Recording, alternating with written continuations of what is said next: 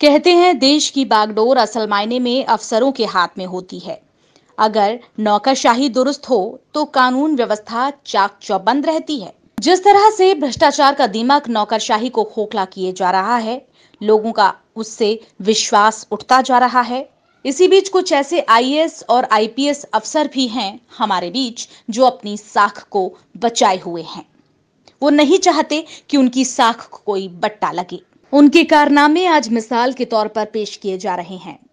News live Bihar एक ऐसे ही IPS अफसर शिवदीप वामन लांडे की कहानी आपको बताने जा रहा है। शिवदीप वामन लांडे की कहानी काफी दिलचस्प है।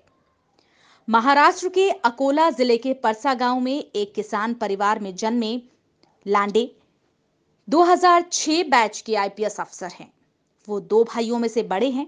इंजीनियरिंग की पढ़ाई पूरी करने के बाद उन्होंने मुंबई में रहकर यूपीएससी की तैयारी की थी। इसके बाद उन्होंने भारतीय राजस्व विभाग में भी नौकरी की। इसी बीच उनका यूपीएससी में चयन हो गया।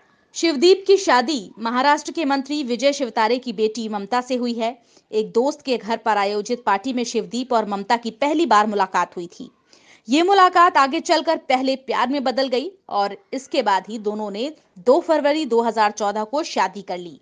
दोनों की एक बेटी भी है। बिहार कैडर के अधिकारी लांडे की पहली नियुक्ति मुंगेर जिले के नक्सल प्रभावित जमालपुर में हुई थी। पटना में अपने कार्यकाल के दौरान अपनी अनोखी कार्यशैली की वजह से शिवदीप पूरे देश में मशहूर हो गए, लेकिन अपराधियों की आंखों में खटकने लगे। इसलिए उनका बार-बार ट्रांसफर किया जाता रहा।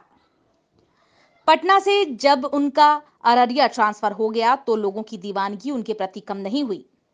लड़कियों के फोन और एसएमएस उनको आने लगे। इस पर शिवदीप का कहना है कि लोगों का भरोसा मुझ पर है, इसलिए वो मुझे फोन या एसएमएस करते हैं।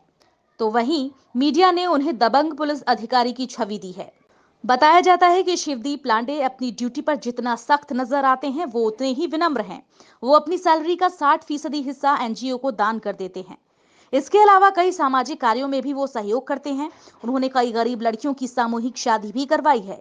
लड़कियों की सुरक्षा के लिए उन्होंने काम किया है। अपने पटना कार्यकाल के दौरान शिवदीप ने मंचलों पर एक्शन लिया और उन्हें खूब सबक सिखाया।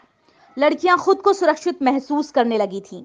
छात्राओं के मोबाइल में उनका नंबर जरूर होता था।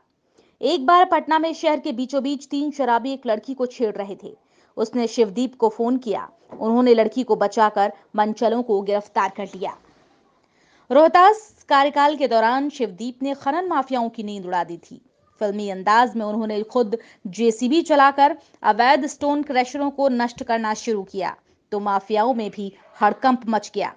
इस अभियान के बाद उनका ट्रांसफर कर दिया गया, लेकिन वो जहां भी रहते हैं अपराध से समझौता नहीं करते हैं।